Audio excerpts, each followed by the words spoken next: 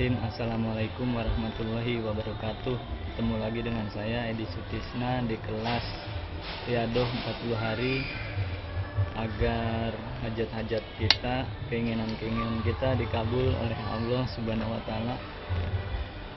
Kita masih masuk sesi sejarah terbentuknya metode ini ya, sejarah terbentuknya Riyadhah. Kemarin sudah saya terangkan bagaimana saya jatuh bangkrut mengerjakan Riyadhah ini, dan alhamdulillah berhasil keluar dari keterpurukan ya, keterbangkrutan. Kemudian selebihnya saya ingin bercerita tentang ketika saya menikah menggunakan Riyadhah ini. Ketika saya umroh meminta anak perempuan, beli mobil, beli tanah, menyembuhkan penyakit ibu saya ya. Saya akan menceritakan secara singkat-singkat saja ya, karena takut bosan. Saya coba akan menceritakan secara singkat. Kemarin waktu saya bangkrut, saya mengerjakan sesuatu.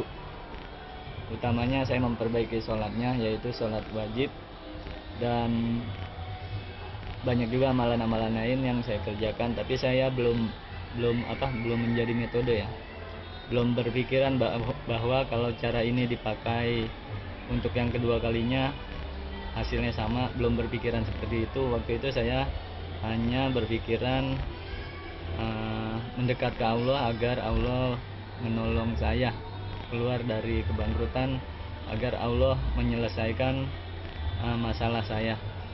Itu yang saya pikirkan, dan sudah selesai kemarin. Allah membereskan urusan saya. Allah mengangkat kebangkrutan dalam diri saya dengan mengirim seseorang yang membantu saya, dan itu sudah selesai ya.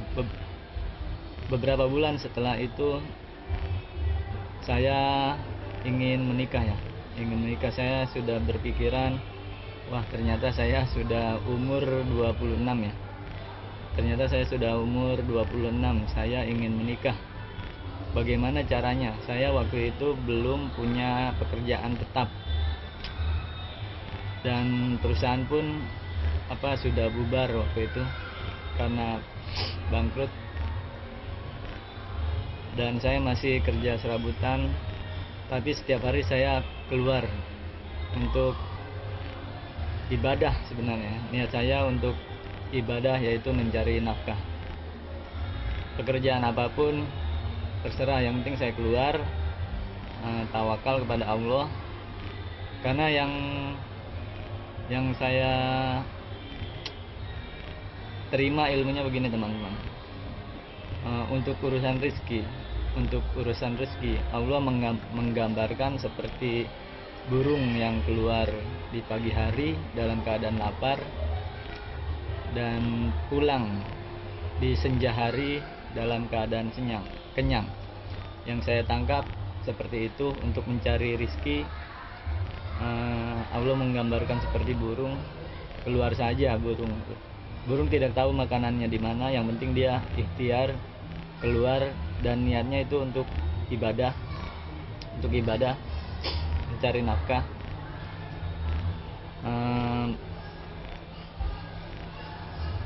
Bukan mencari ulat ya. Ada ulat ya dimakan, ada biji-bijian makan. Pokoknya ibadah untuk mencari nafkah. Dan burung masuk ke rumahnya, pulang dalam keadaan senja hari ya, dalam keadaan kenyang. Itu yang saya tangkap. Jadi saya keluar saja. Keluar saja untuk mencari nafkah, apapun yang saya lakukan. Dan ternyata memang benar sih, ketika saya keluar ada saja pekerjaan yang dilakukan, dan ada saja rezeki dari Allah yang saya dapat ya. Dan waktu itu saya belum punya pekerjaan tetap, dan saya juga dulu saya pernah berkali-kali bekerja di kantor sebagai seorang karyawan yang gajinya lumayan, tapi saya tidak betah. Walaupun waktu itu pernah gaji 15 juta per bulan di kantor, ruangan ber AC, dapat fasilitas-fasilitas, tapi jiwa saya tidak ini ya. Setiap orang berbeda-beda ya. Kalau saya susah untuk kerja di kantor, walaupun gajinya besar, saya susah. Jadi saya merasa terkekang ya, tidak sesuai dengan jiwa saya. Jadi saya kebanyakan keluar. Pernah saya beberapa kali kerja di kantor, ya sekitar 3 atau 4 kali atau 5 kali pernah bekerja di kantor, tapi tidak betah, keluar lagi. Saya inginnya usaha. Kemudian saya membuka perusahaan sendiri ya waktu itu, karena saya hobinya dagang bukan jadi pekerja. Sampai saat ini pun saya bisnis ya, usaha jualan ya, kadang jualan komputer, kadang jualan handphone, kadang jualan makanan. Yang penting itu sesuai dengan yang saya inginkan ya, walaupun kadang-kadang banyak rezeki dari Allah yang masuk dari mana saja. Saya tidak menutupi diri, kadang-kadang saya banyak panggilan untuk acara-acara, untuk jadi speaker ya, untuk memotivasi di kantor-kantor, di komunitas-komunitas. Itu dari Allah juga. Waktu itu saya belum menikah, umur sekitar 26 atau 27 tahun, 26 tahun. Saya berkeinginan untuk menikah. Sudah waktunya dan saya belum punya pekerjaan tetap, saya belum punya jodohnya itu siapa, calonnya itu siapa, belum punya. Kemudian saya mengingat-ingat kemarin waktu saya bangkrut, saya mengerjakan apa saja. Saya ambil kertas, ambil pulpen, saya coret-coret di kertas. Saya mengerjakan lagi seperti kemarin yang saya kerjakan.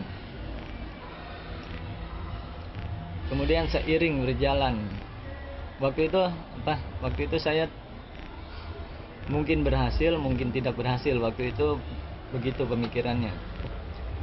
Saya mengerjakan yang kemarin, bisa jadi berhasil, bisa jadi tidak berhasil. Jadi yang penting usaha dulu. Saya mengerjakan riyadoh ya. Waktu itu sebenarnya belum menjadi riyadoh, belum tersusun, tapi saya mengingat-ingat saya kemarin mengerjakan apa. Saya sholat tepat waktu, sholat tahajud, baca salah satunya surat Yasin dan lain-lain, dan mulai saya menyusun ini.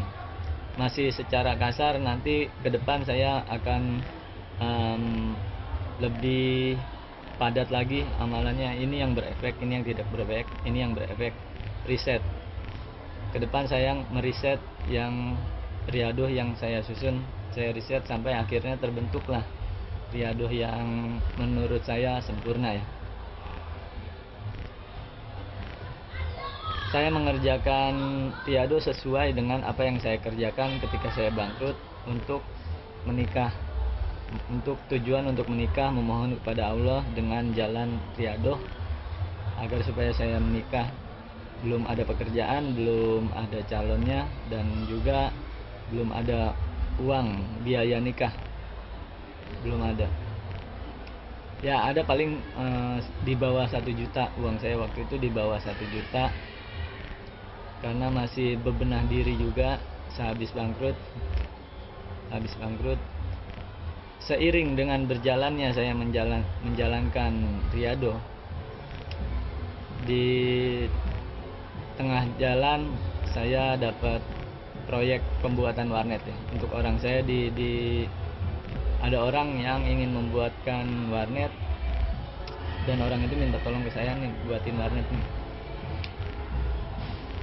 Kemudian saya bikin warnet, dan ada perempuan lagi jalan. Saya suka ya sama perempuan itu. Kriteria saya, teman-teman, wanita kriteria saya untuk menikah itu, yang pertama jilbaber ya, karena saya dari dulu suka dengan wanita perempuan yang jilbabnya panjang ya. Suka ya. Jadi kesukaan orang kan beda-beda ya. Ada yang matanya sipit, ada yang matanya belok, ada yang rambutnya panjang, ada yang cantik. Kalau saya cantik mungkin bukan ukuran. Yang paling pertama jilbabnya panjang, saya suka ya. Saya suka sama perempuan yang jilbabnya panjang. Itu kriteria pertama perempuan yang menjadi impian saya ya. Dan setelah saya mengerjakan riadoh, saya lagi membuat warnet, saya melihat perempuan yang tidak memakai jilbab tapi jilbabnya panjang. Walaupun saya punya kriteria teman-teman untuk calon istri saya, tapi saya tidak terlalu saklek ya. Harus wajib yang begini-begini, saya tidak ya. Saya tidak. Saya untuk urusan perempuan saya terima saja, apapun saya anggap itu keputusan Allah ya. Apapun itu keputusan Allah. Jadi walaupun saya suka sama perempuan yang berjilbab, itu bisa saja Allah beda ya. Bisa saja Allah beda. Bagaimana caranya kita tahu Allah beda? Nanti Allah yang menanamkan di hati kita, menanamkan di hati kita. Jadi saya tidak saklek dengan kriteria saya. Saya melihat ada perempuan yang rambutnya panjang, tidak memakai jilbab, tidak memakai kerudung, padahal kriteria saya memakai jilbab dan harus besar ya. Tapi Allah menanamkan itu di hati saya. Saya suka sama rambutnya yang panjang. Saya suka sama rambutnya panjang, langsung saya samperin. Saya sama perempuan tidak terlalu malu-malu ya. Waktu itu ya, karena saya memang lagi target ingin menikah. Ada perempuan yang langsung cinta pada pandangan pertama sih tidak, suka saja, suka pada pandangan pertama, langsung saya samperin. Saya minta kenalan. Kemudian ini dari perkenalan tidak sampai 1 bulan. Sampai akhirnya menikah. Alhamdulillah. Saya samperin, kenalan dan alhamdulillah menerima ya. Kemudian saya bilang, saya lagi target menikah.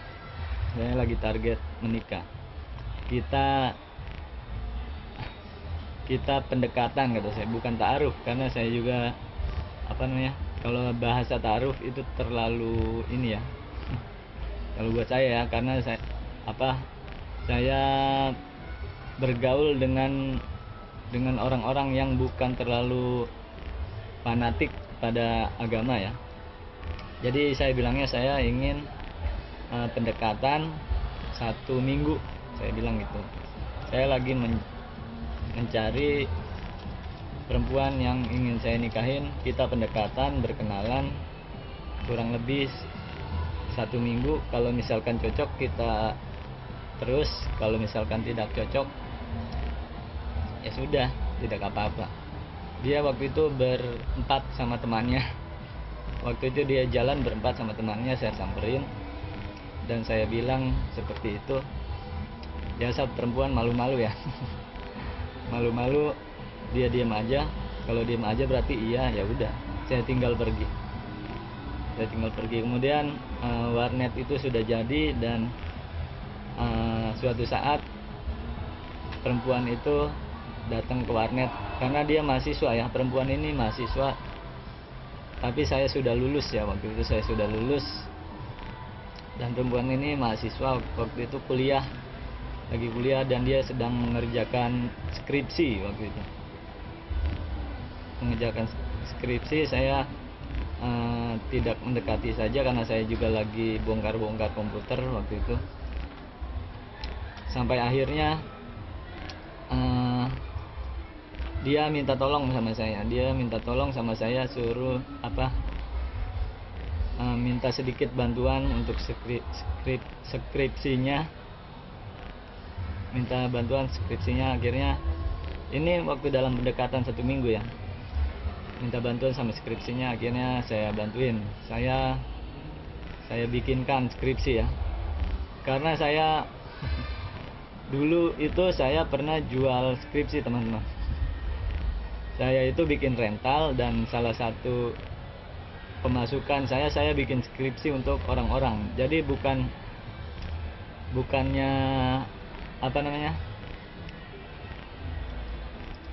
bukannya bikin skripsi bodong, bukan. Jadi untuk mengetik, untuk menyusun skripsi sampai penjilitan itu saya bisa. Harga skripsi waktu itu 3 juta satu skripsi. waktu saya kuliah saya bikin rental, dan saya bisa bikin skripsi, dan banyak juga orang-orang yang bikin skripsi ke saya. Mahasiswa lain yang bikin skripsi ke saya. Saya nyusun sekitar skripsi itu jadinya 1,5 bulan lah jadi. Jadi data-data dari dia saya hanya mengetik, menyusun materi-materi, sama saya ajarin ngomongnya waktu itu ya. Nih karena saya juga masuk ya di lingkungan kampus sebagai asisten lab, dan lama-lama juga menjadi asisten dosen dan menjadi dosen ya. Jadi saya tahu seluk-beluknya skripsi itu seperti apa, dan saya jualan skripsi waktu itu ya, jualan skripsi. Dan perempuan ini minta tolong sama saya, dan saya beritahu nih cara-cara skripsi begini nih, harus begini ini cara penyusunannya begini. Nah, dia baru tertarik dengan saya. Terakhir saya bilang, kamu suka sama saya apanya? Katanya pinter. Dia suka sama kepintarannya dari saya, dan saya bantuin skripsi.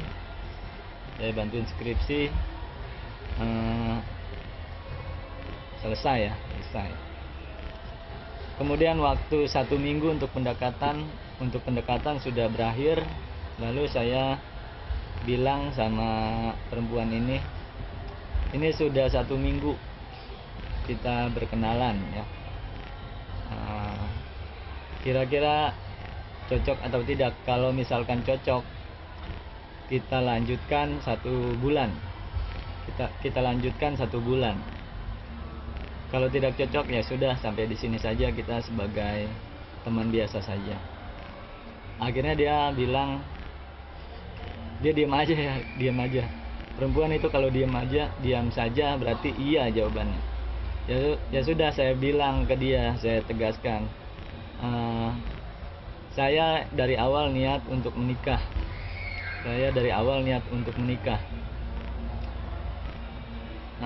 Izinkan saya dalam 1 bulan ini untuk mempersiapkan diri untuk menikah. 1 bulan lagi persiapannya untuk menikah gitu. Ya dia diam saja. Selesai. Dan waktu terus berjalan, kita sedikitnya sudah mengenal satu sama lainnya. Kemudian setelah 1 bulan saya bilang 1 bulan itu dari masa ta'aruf ya, masa ta'aruf 1 minggu, dan kemudian persiapannya berarti 3 minggu. Setelah 1 bulan saya bilang lagi ke dia, ini saya punya uang 3 juta. Karena memang dari awal tidak punya uang, saya mengumpulkan uang. Ini punya uang 3 juta. Kalau misalkan setuju, ayo kita ke rumah orang tua, bilang sama orang tua kita ingin menikah. Kalau misalkan kamu takut, ya sudah, siapnya kapan, kata saya. Saya ingin ketegasan yang terarah ya. Saya tidak mau seperti orang-orang yang tidak terarah.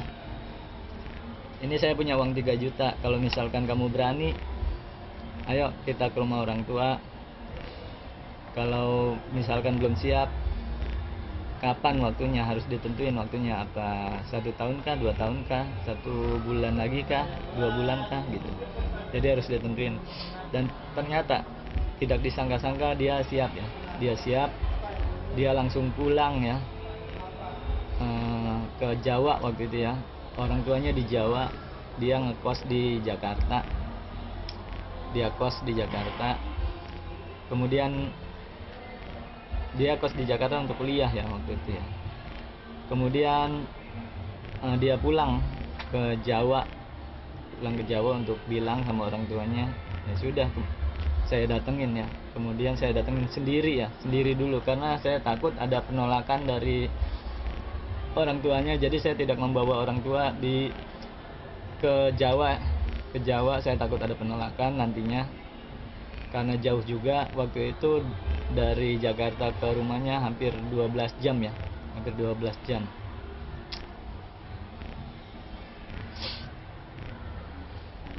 Lalu saya datengin orang tuanya dan saya bilang kepada orang tuanya, "Pak, saya ingin menikah, ini saya punya uang 3 juta. Kalau misalkan cukup," saya waktu itu banyak orang tuanya yang ngumpul, biasalah kalau di kampung, dan saya hanya sendiri. Saya bilang sama orang tuanya, "Saya berniat untuk menikah dan serius. Ini saya bawa uang 3 juta. Saya taruh depan meja ya, 3 juta saya taruh depan meja. Kalau misalkan cukup, alhamdulillah. Kalau tidak cukup, tidak cukupnya itu berapa, dan izinkan saya 1 bulan ini untuk mencukupinya." Terus saya kaget. Orang tuanya bilang cukup gitu aja. cukup. Langsung saya kaget, langsung saya terharu, langsung saya dipeluk sama calon mertua saya dengan modal 3 juta. Tapi nanti kedepannya 3 juta itu dipotong sebelah, jadi 1,5 juta untuk calon mertua saya, 1,5 juta lagi untuk ongkos orang tua saya yang di Jakarta dibawa ke Jawa ya. 3 juta cukup kata dia. Dan saat itu juga menentukan tanggal. Kalau di Jawa kan itu ada adat nentuin tanggalnya harus di kepala sukunya ya, di kepala suku nentuin tanggal. Kemudian saya ikut saat itu juga, nginep 1 hari ya, waktu itu nginep 1 hari untuk pendekatan dan cari tanggal. Kemudian saat itu juga cari tanggal dan ketemu tanggalnya. Kata dia mau cepat atau mau lambat. Kata sesepuh itu mau cepat atau mau lambat. Ya sudah, saya inginnya yang cepat. Saya mau cepat, Pak. Cepat itu 1 minggu persiapan, dan yang lambat itu 2 minggu. Nah, saya pikir wah ini dua-duanya cepat. 1 minggu sama 2 minggu kan dua-duanya cepat. Ya sudah, saya ingin yang cepat 1 minggu. Kemudian dari situ persiapan 1 minggu untuk resepsi pernikahan. Ini uang 3 juta sudah diambil, 3 juta. Dan di balik layar itu semua itu kan saya sudah, setelah ditentukan tanggal saya pulang ya untuk memberitahukan kepada orang tua. Orang tua juga tadi awalnya belum tahu ya, saya sudah ke Jawa, orang tua belum tahu. Saya sudah lamaran, orang tua belum tahu. Kemudian saya pulang ke Jakarta untuk memberitahukan orang tua. Kemudian saya beritahu orang tua saya ingin menikah. Orang tua tinggal bawa badan saja ya. Padahal saya belum punya uang ya untuk ongkos, karena kan uang saya tinggal hanya 3 juta ya. Hanya 3 juta saya kasihkan semua sama calon untuk mengangkut orang tua dan kerabat-kerabat lain ya ke Jawa kan harus pakai ongkos. Nah, saya itu belum ada. Dan di balik layar saya bicara sama calon istri saya, gimana nih saya tidak punya uang lagi, katanya. Diskusi. Terus kata calon istri saya ya sudah, ini dibelah aja nih, dari 3 juta 1,5 juta untuk di kampung di Jawa, 1,5 juta lagi untuk di Jakarta untuk ngangkut orang tua dan beli cincin segala macam, seserahan ya kan, segala macam kan harus dibawa juga. Ya udah, akhirnya dibelah dibagi 2 jadi 1,5. Kemudian kita punya waktu 1 minggu untuk persiapan. Saya beli seserahan cincin ya, paling hanya 2 gram atau 3 gram sebagai syarat saja, sama alat sholat biasa ya, untuk mas kawin. Dan untuk ongkos kan harus bawa macam-macam ya, dari Jakarta itu serah-serahan ya, paling enggak ada kelihatan bawaannya. Kita punya waktu 1 minggu untuk persiapan itu. Dan ajaib lagi ya teman-teman, ini ada keajaiban. Dan kalau saya bicara keajaiban, teman-teman jangan targetnya untuk keajaiban ya. Teman-teman targetnya jangan untuk keajaiban, tapi untuk supaya Allah menolong kita ya. Kita minta hanya kepada Allah, terserah Allah mau memberi keajaiban ataupun tidak, terserah Allah saja ya. Kita terima saja. Ada keajaiban dalam 1 minggu ini, teman-teman saya datang. Karena kan saya tidak bikin undangan ya, saya hanya memberitahukan lewat waktu itu ada Facebook atau enggak ada Facebook kayaknya. Waktu itu tidak ada Facebook, jadi dari mulut ke mulut. Saya hanya memberitahukan dari mulut ke mulut bahwa saya ingin menikah. Dan tidak disangka-sangka teman-teman saya pada datang ya, ngasih selamat dan ngasih amplop ya, dikasih amplop, ngasih selamat dan ngasih amplop. Begitu juga dengan teman-temannya calon istri pada datang, saudara-saudara pada datang ngasih amplop. Saudara-saudara saya juga datang ngasih amplop. Dan dari 3 juta itu terkumpullah sekitar 20 juta atau 15 juta ya, 20 juta atau 15 juta uang ya. Mungkin kalau saat ini sekitar 150 juta ya, atau 200 juta saat ini ya. Waktu itu 15 juta pun sudah banyak ya, 15 juta pun sudah banyak waktu itu. Awal mulanya saya hanya ijab kabul saja, habis itu selesai. Karena uangnya makin lama makin banyak ya yang terkumpul. Itu dari Allah juga teman-teman. Anda jangan berpikir itu kan gara-gara banyak yang ngasih. Jangan berpikir seperti itu teman-teman, nanti jadi hijab untuk kita ya. Jadi kita menutup karunia Allah. Ini dari Allah. Caranya Allah melalui teman-teman lain dan saudara-saudara lain yang memberikan uang kepada kita. Tapi saya tidak memikirkan uang kok. Saya memikirkannya, kalau Allah mudahkan pasti mudah, kalau Allah susahkan pasti susah. Anda jangan berpikiran terlalu uang teman-teman. Anda jangan berpikiran terlalu uang, jadi nanti Tuhan Anda uang. Ini masalah utamanya sih yang bikin menghambat diri Anda di ijabah Allah itu. Karena Allah diduakan dengan uang, diduakan dengan harta. Allah diduakan, jadi Allah nanti cemburu ya. Jadi cemburu, dan Allah nanti Allah kan maha cemburu teman-teman. Tidak mau diduakan, apalagi tidak mau disekutukan, apalagi menganggap ada yang lebih dari Allah ya. Tidak mau Allah. Jadi kita jangan berpikiran kalau tidak ada uang tidak bisa apa-apa. Jangan. Saya tidak mau bilang musyrik ya. Musyrik itu kan menyekutukan Allah dengan sesuatu apapun. Saya tidak tega kalau saya tidak mau bilang musyrik. Jadi tapi selama ini yang kita pikirkan dan kita rasakan begitu. Kita terlalu uang. Kalau ada uang semuanya beres, katanya.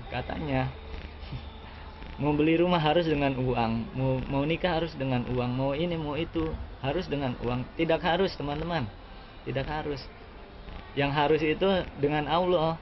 Allah mengizinkan atau tidak, itu yang harus itu. Walaupun kita banyak uang, kalau Allah tidak mengizinkan ya tidak akan terjadi. Jadi yang saya pikirkan selalu itu, teman-teman.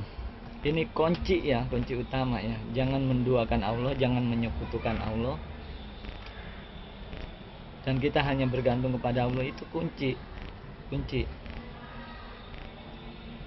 Bukan riadoh yang kita lakukan juga. Riadoh mah sebagai ini saja, perantara saja.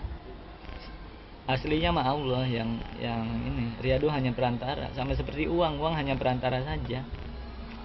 Dan Allah tidak wajib menggunakan perantara, tidak wajib. Kalau Allah mau ya pakai perantara, kalau Allah tidak mau ya Allah bisa melakukan apapun ya. Seperti halnya Nabi Ibrahim yang ingin dibakar hidup-hidup ya. Suatu ketika Nabi Ibrahim ingin dibakar hidup-hidup dan datanglah malaikat ingin membantu. Nabi Ibrahim tidak mau, maunya Allah. Dan langsung Allah memerintahkan kepada api itu, api dinginlah, maka menjadi dingin. Jadi Allah tidak pakai perantara. Nah, malaikat ini sebenarnya hanya perantara saja, sama seperti itu. Ya, mudah-mudahan paham lah. Yang saya pikirkan itu, teman-teman, seperti itu. Jadi kita sambung lagi. Uang yang terkumpul sudah banyak, itu dari Allah juga, teman. Dari Allah juga. Jadi kalau Allah mengizinkan ya begitu hasilnya. Dan tidak harus begitu juga. Ini kebetulan saja perantaranya melalui orang yang memberi ya. Tapi saya tidak mengharapkan pemberian dari orang. Yang saya harapkan hanya Allah menolong saya. Ya. Akhirnya yang tadinya hanya ijab kabul selesai, sekarang pernikahannya ada panggung, ada video syutingnya, ada foto-fotonya, ada prasmanannya, ada macam-macam ya. Bahkan ada wayang orangnya ya, macam-macam. Dan alhamdulillah pernikahan ini lancar ya, dan melebihi dari ekspektasi saya. Jadi Allah memberikan kepada saya lebih dari yang saya bayangkan. Selesai. Untuk pernikahan selesai. Kemudian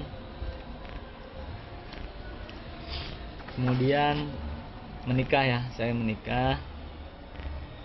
Kemudian saya menikah dengan istri saya. Saya percepat ya. Kemudian saya menikah dengan istri saya, dan saya biasalah ngontrak di rumah. Dan untuk kedepannya tidak ada lagi ya, tidak ada biaya ya, sudah habis. Dan saya bersama istri setiap hari puasa Daud ya. Puasa Daud, karena waktu itu tidak ada ngirit,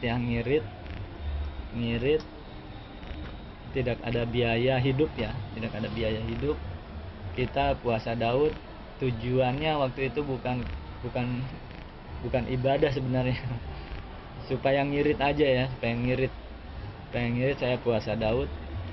Tapi Anda tujuannya untuk ibadah lebih bagus. Karena kondisi yang memaksa itu ya. Waktu itu kondisi yang memaksa itu, saya puasa Daud setiap Pak. Nah, untuk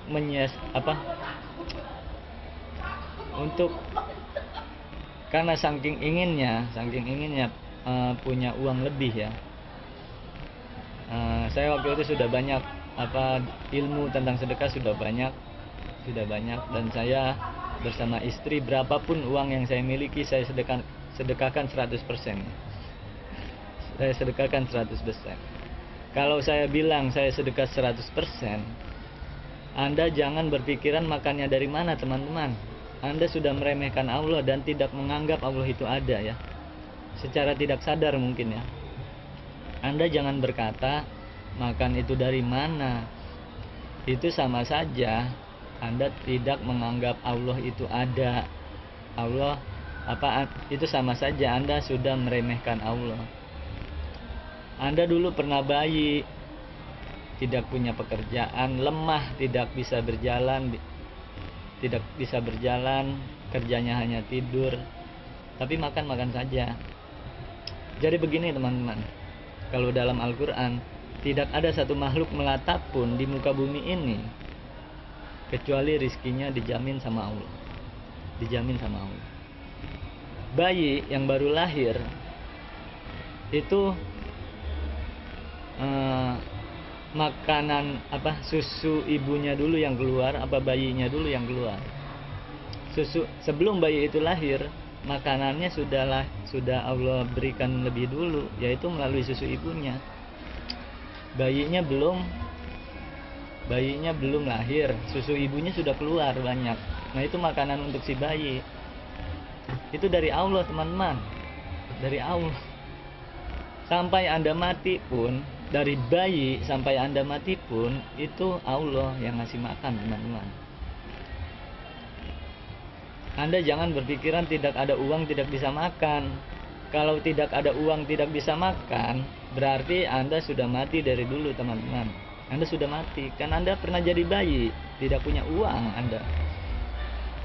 Jangan bilang itu kan ibunya. Jangan bilang begitu. Berapa banyak bayi yang ibunya meninggal masih hidup? Berapa banyak. Jadi Anda jangan menutup mental Anda sendiri, jangan menutup ilmu dan fakta juga. Bukan wajib ya. Belum tentu juga makan harus memakai uang, belum tentu. Kalau makan itu harus dengan uang, maka tidak ada juga kucing, tidak ada tikus, tidak ada ayam, tidak ada kambing, tidak ada. Karena binatang itu tidak membutuhkan uang. Malaikat pun tidak membutuhkan uang. Yang butuh uang cuman manusia, itu pun manusia yang ketakutan saja, yang tidak mengenal Allah. Banyak orang gila di pinggir jalan. Coba periksa di kantongnya ada uang atau tidak. Tanya makan atau tidak, dia makan. Jadi Anda terlalu keracunan dunia sih. Anda terlalu keracunan dunia. Jadi kalau saya bilang saya sedekah 100%, ya pasti saya dikasih makan juga sama Allah. Masalahnya nanti di tengah jalan saya dapat ada orang yang minta bantuan ke saya, dorong mobil, terus saya dikasih uang. Itu kan hanya perantara saja dan tidak harus seperti itu. Masalah di tengah jalan ada orang yang yasinan, saya dikasih besek, itu kan jalan-jalan saja. Aslinya mah Allah yang memberikan uang. Paham nggak teman-teman? Jadi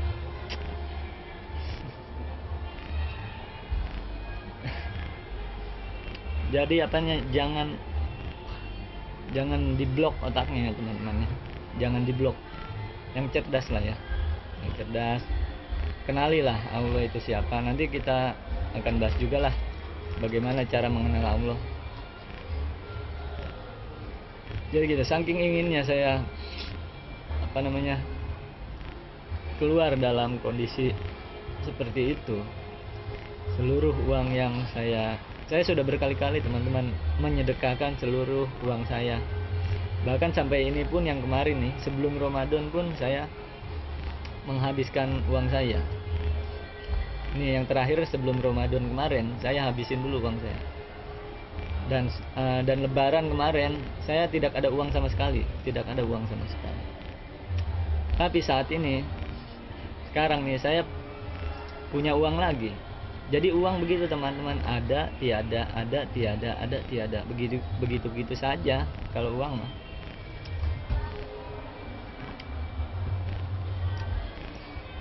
Jadi saya apa? Saya puasa ya, puasa Daud, dan setiap ada uang saya sedekahin ya 100%, karena saking inginnya ya jangan miskin-miskin amat lah gitu. Jangan miskin-miskin amat lah, karena kan pengen juga lah beli TV, beli kasur, pengen. Maka saya sedekahkan 100% uang saya. Dan waktu itu teman-teman, istri saya belum pakai jilbab. Sebenarnya saya ini ya malu sih enggak, tapi saya meminta kepada Allah berdoa kepada Allah, ya Allah,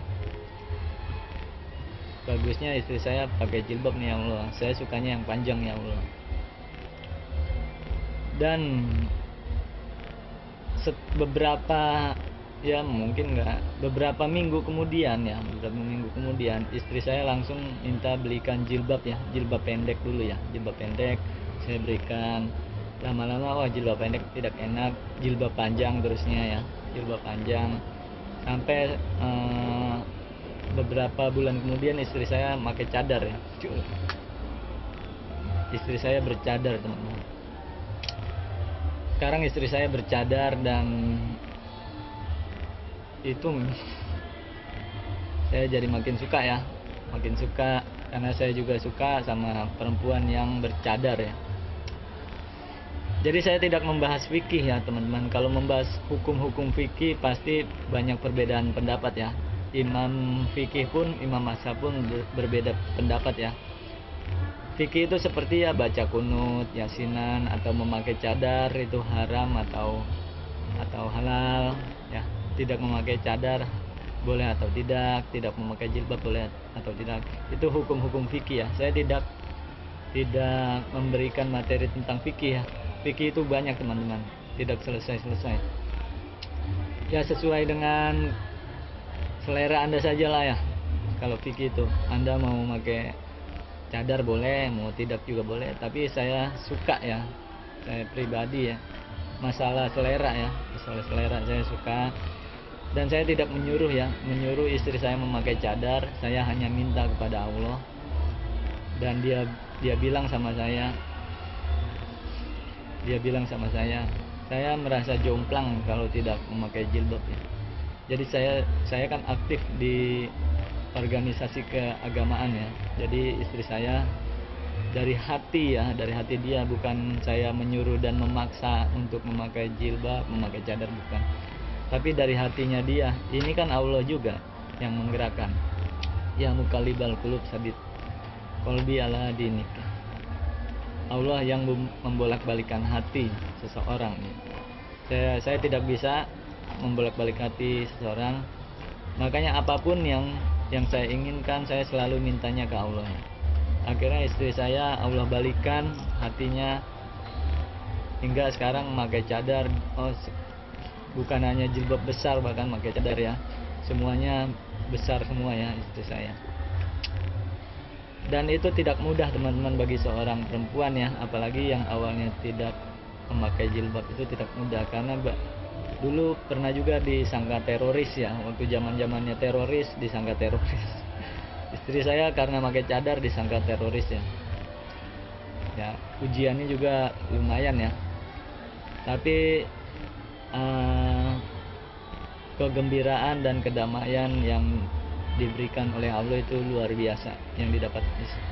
Dan saya merasakan sendiri ya, saya meminta istri yang meminta istri kepada Allah yang begini-begini, akhirnya saya diberikan istri yang 10 kali lipat dari yang saya inginkan ya. Jadi Allah sudah memberikan saya 10 kali lipat dari istri yang saya inginkan, kriteria istri yang saya inginkan. Jadi begitu saya ini cikal bakal riadoh yang tercipta ya. Nanti kan ada juga amalan puasa ya, karena saya meneliti ya, meriset puasa ini sangat penting ya, apalagi puasa Daud. Puasa Daud itu sangat penting. Nanti kita masukkan juga puasa ke dalam Riyadhah, dan berangsur-angsur kehidupan rumah tangga saya baik ya. Lama-lama saya mempunyai perusahaan sendiri. Lama saya bisa umroh dan membangun rumah. Lama-lama saya bisa mengumrohkan orang tua dan mertua dan membangun rumah mertua ya. Lama-lama intinya uangnya banyak ya, Saya sudah sudah membuktikan itu. Jadi yang pertama yang kita cari ialah Allah ya, Allah dulu, dan buang jauh-jauh teman-teman. Selain Allah buang jauh-jauh. Ini adanya di otak dan di hati teman-teman. Adanya di otak dan di hati. Bisa saja orang itu memegang uang banyak di tangannya, tapi tidak dimasukkan ke hati. Dia merasa uang ini bukan apa-apa. Yang apa-apa itu Allah. Uang ini kan dari Allah. Allah pun bisa mengambilnya kapanpun. Jadi kita memang yang utama dan yang pertama harus memikirkan Allah ya. Memikirkan Allah, minta hanya kepada Allah saja. Selebihnya, jika misalkan kita pengen minta duit ya ke Allah, ya Allah saya minta duit 100 juta gitu, ya sudah, berharap hanya kepada Allah. Kalau Allah ingin memberikan uang kepada kita, maka Allah dengan berbagai caranya yang tidak kita pikirkan, bisa kita dapat proyek, bisa, dan tidak harus dengan proyek. Bisa kita dagang apapun laris, dagang apa laris, sehingga menghasilkan uang. Bisa didatangkannya orang yang memberikan langsung uang kepada kita.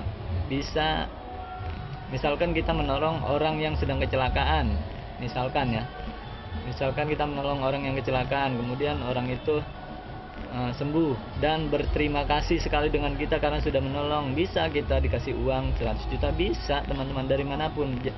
Jadi kita jangan memikirkan cara ya, yang Anda pikirkan hanya cara selama ini ya.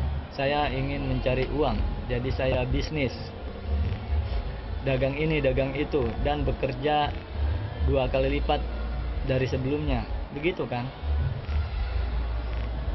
Kemampuan diri sendiri yang diandalkan, pemikiran diri sendiri yang diandalkan.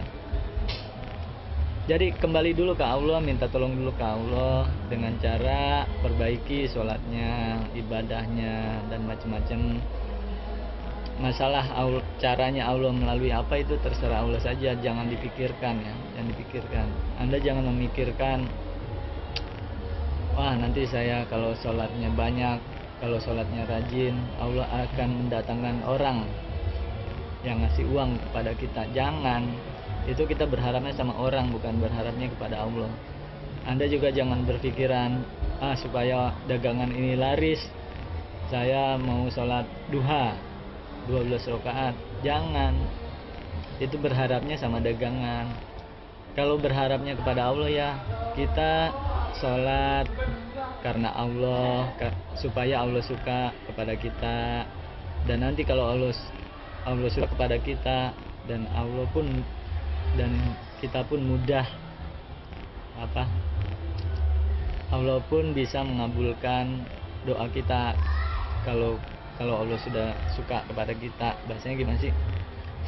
Kalau Allah sudah senang sama kita, apapun yang kita inginkan pasti dituruti sama Allah. Jadi saya berbuat ibadah, sholat, tahajud, puasa karena Allah, supaya Allah suka kepada kita. Kalau Allah sudah suka kepada kita, kita doa apapun pasti Allah ijabah, karena Allah mudah memberikan apapun kepada kita. Sedangkan kita susah berbuat apapun kalau Allah tidak mengizinkan, gitu teman-teman. Paham gak teman-teman? Mungkin sampai sini dulu, insya Allah kita lanjutkan Senin ya. Hari Sabtu libur karena saya juga Sabtu Minggu banyak kegiatan ya, banyak acaranya. Kita lanjut lagi hari Senin ya, Senin. Semoga bermanfaat. Assalamualaikum warahmatullahi wabarakatuh.